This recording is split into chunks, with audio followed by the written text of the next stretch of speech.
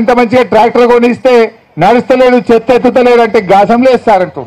ఎందుకంటే డీజిల్ కు పైసలు ఇస్తలేరు. కేసీఆర్ గారు ట్రాక్టర్లు కొనిచ్చినా డీజిల్ కు పైసలు ఇవ్వని పరిస్థితి వచ్చింది. ఇవాళ ఊర్లలో ఎందుకు రోగాలు వస్తున్నాయి? మలేరియా, డెంగ్యూ, వైరల్, ఇవాళ విష జ్వరాలతో ప్రజలు బాధపడుతున్నారంటే గ్రామ పంచాయతీలు నిర్వీర్యమైపోయినాయి. చెత్త సేకరణ లేదు, బ్లీచింగ్ పౌడర్ లేదు, కనీసం స్ప్రే కొట్టే పరిస్థితి లేదు, ఎలక్షన్లు పెట్టే ధైర్యం లేదు నాకు. దాంతో ఏమైపోయింది? ఇవాళ గ్రామ పంచాయతీలు ఆగమాగం అయిపోయి ప్రజలు విష జ్వరాల బారిన పడుతుంటే పాపం మా ఆశాలు ఇబ్బంది పడతా ఉన్నారు. దవాఖానాలలో పోతే సూది లేదు, గోళీలు లేవు, సగం సగం సప్లై అయిపోయింది. ఈ రకమైనటువంటి పరిస్థితులు ఉన్నాయి. నేను ఒకటే కోరుతున్నా ఈ ప్రభుత్వాన్ని, ఆశాల శక్తి ఏందో మీకు తెలియదు బిడ్డ. రేవంత్ రెడ్డి, నువ్వు రేపో మాపో పంచాయతీ ఎలక్షన్ పెడతా అంటున్నావు. ఎలక్షన్ల లోపు మా ఆశా వర్కర్లను పిలువు, మాట్లాడు, వాళ్ళ కోరికలు డిమాండ్లు నెరవేర్చమని చెప్పి నేను కోరుతా ఉన్నా. లేకపోతే మా ఆశాలు ఏం చేస్తారో నేను చెప్పనవసరం లేదు. వాళ్ళు చేయాల్సిన పని స్థానిక సంస్థల ఎన్నికల్లో చేస్తారు. ప్రజలు ఇప్పటికే కోపంగా ఉన్నారు. యూరియా సంచి దొరకలేదు, పోతే దొరుకుతుందా?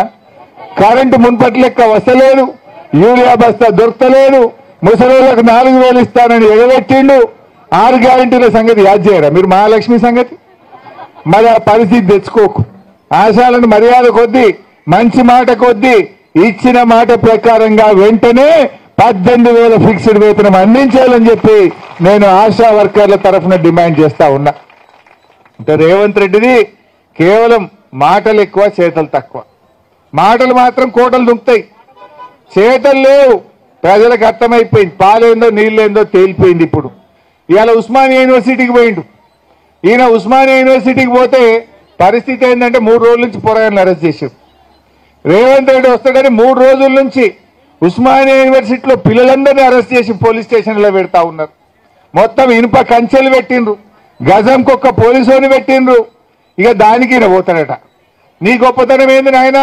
గజంకో పోలీసుని పెట్టి, ఇనుప కంచెలు పెట్టి, పిల్లల్ని అరెస్ట్ చేసి నువ్వేదో యూనివర్సిటీకి పోయి ఉద్ధరిస్తా అని మాట్లాడుతున్నావు. అది కూడా దేనికోసం పోతున్నావు? వెనకట మా సబితక్క పోయి కొబ్బరికాయ కొడితే ఆ బిల్డింగ్ తయారైతే దాన్ని రిబ్బన్ కత్తిరీనికి పోతున్నావు. నువ్వు కొత్తగా ఇచ్చింది లేదు, కొత్తగా కట్టింది లేదు, కొత్తగా మంజూరు చేసింది లేదు. ఆనాడు సబితక్క పైసలు శాంక్షన్ చేసి పోయి కొబ్బరికాయ కొడితే బిల్డింగ్ తయారైతే దాన్ని రిబ్బన్ కత్తిరీనికి పోయిండు రేవంత్ రెడ్డి. ఇక నేనేందో ఉస్మానియాకు ఏమో చేసింది అంటే నువ్వు చేసింది ఏమున్నది?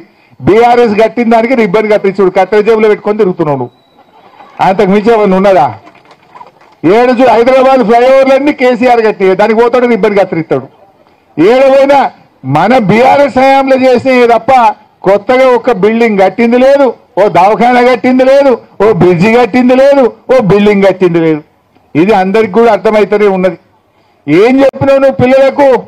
నిరుద్యోగ యువతకు ఒక్కటే ఏడాది 2 లక్షల ఉద్యోగాలు ఇస్తా అన్నావు. ఇచ్చినవా? 2 లక్షలు కాదు కదా, 10,000 కూడా ఇయ్యలే. కేసీఆర్ పరీక్ష పెట్టి కేసీఆర్ ఫలితాలు ఇస్తే దానికి కాయిదాలు వంచి అది లెక్క చెప్పుకుంటుండు. అవి కలిపినా రాలే.